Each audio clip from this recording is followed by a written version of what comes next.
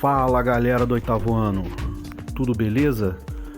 A gente vai começar a nossa aula 3 e hoje a gente vai falar da primeira parte sobre Revolução Industrial.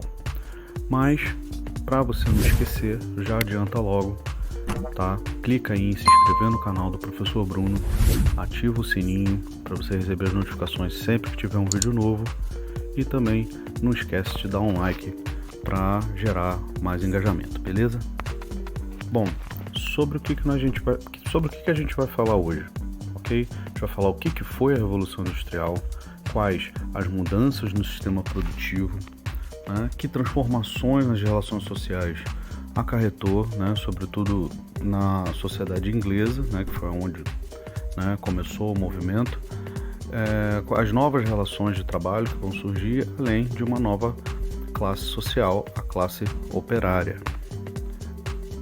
Uma observação importante que a gente precisa fazer com relação à Revolução Industrial é que ela vai mudar profundamente a organização do trabalho, a divisão do trabalho, né, por conta do aumento da produção e também pela necessidade cada vez maior de matéria-prima dessas indústrias, o que vai acarretar num processo de transferência de população do campo para a cidade.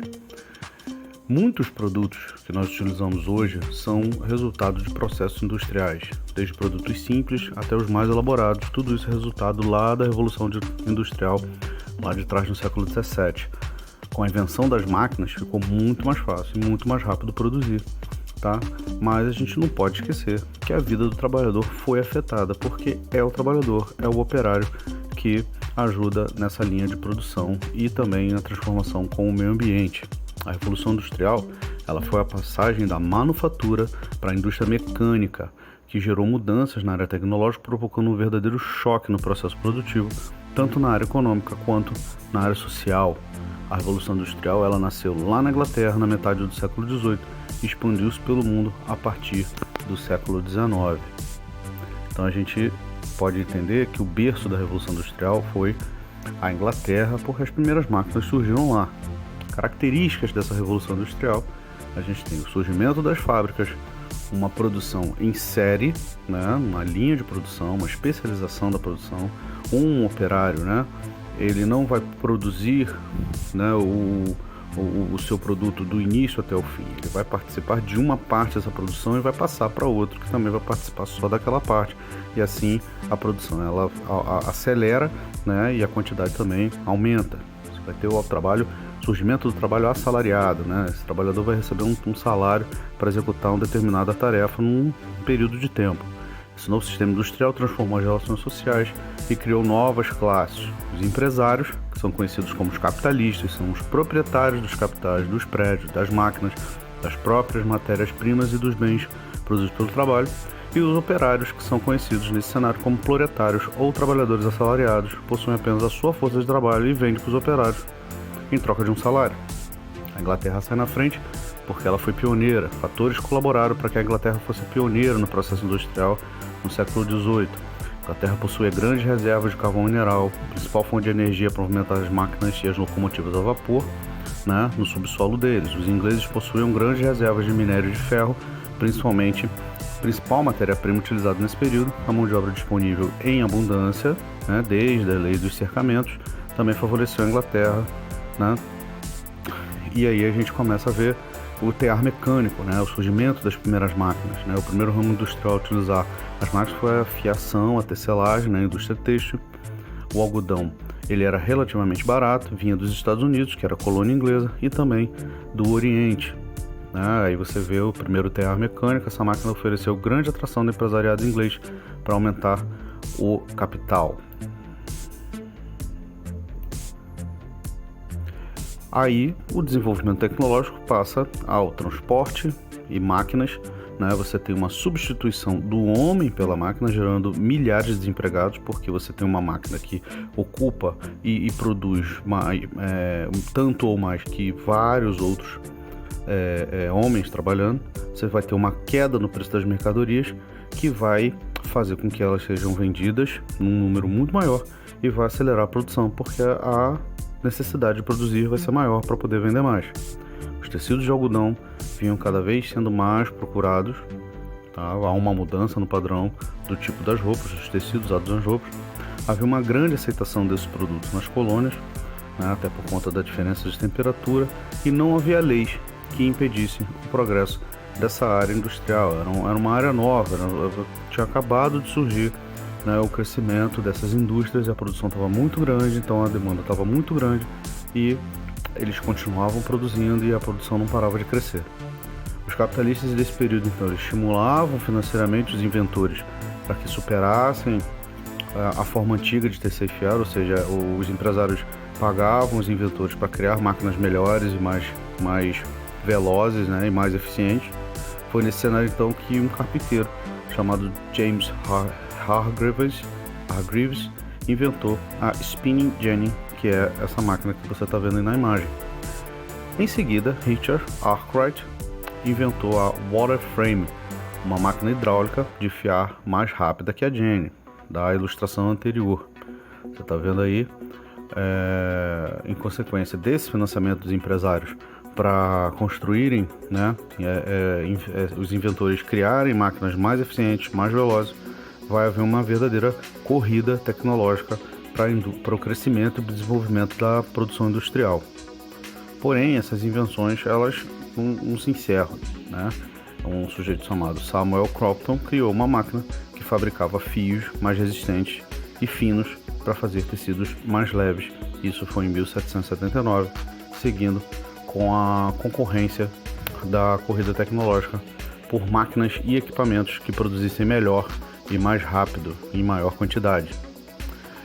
James Watt, então, ele acaba aperfeiçoando a máquina a vapor, né, transformando isso num dos inventos mais importantes, até porque a máquina a vapor, a máquina movida à pressão do vapor, do carvão mineral ou da água, né, para movimentar as máquinas, acabou sendo a grande motriz, né, desse processo de revolução industrial. Era a tecnologia mais avançada na indústria nesse período.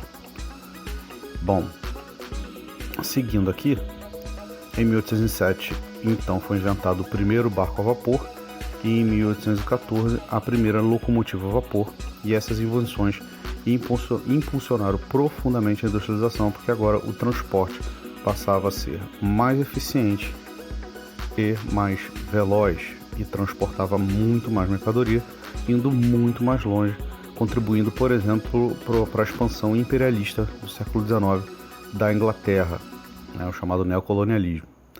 Nos dias de hoje, as máquinas são controladas por computadores, elas são muito mais complexas, enquanto que no período da Revolução Industrial, lá atrás, as máquinas eram mais simples, sendo compostas por 3 partes, basicamente, que era o motor, a transmissão, que regulava o motor, e as ferramentas para que esse motor era destinado para a produção específica, fosse ela tecidos, fosse lingotes de ferro ou aço e madeira e etc. Durante a Revolução Industrial, então, ocorreu a chamada divisão do trabalho. Cada operário executava uma única tarefa numa linha de produção. Isso vai determinar a forma, né, da produção. Vai haver uma mudança na produção. Você não vai ter mais uma manufatura, uma fábrica com vários artesãos que vão produzir desde o início até o final dessa produção aquele produto. Você vai ter uma linha de produção onde várias pessoas vão produzir uma parte só, uma etapa só daquela produção. Isso vai aumentar muito a quantidade de produtos a serem produzidos e, por consequência, comercializados. Em Londres, então, você vai ter, com esse atrativo, com essa necessidade de mão de obra, vai ter um aumento muito grande da população, que chega a triplicar por conta das fábricas, e, consequentemente, o número de operários também aumenta, porque essa população é uma população onde a sua maioria imensa é de operários, né? Vai haver um crescimento muito grande. E aí a gente vai falar do cotidiano dos operários. As condições de trabalho dos operários não eram fáceis. A jornada de trabalho era em torno de 14 a 18 horas diárias, com 2 pausas controladas muito rigorosamente. Os horários eram impostos por meio de multas e ameaças. Crianças, né, maiores que 6 anos eram surradas por qualquer brincadeira, porque crianças trabalhavam, as mulheres trabalhavam em condições nada favoráveis à forma de executar uma tarefa, tá?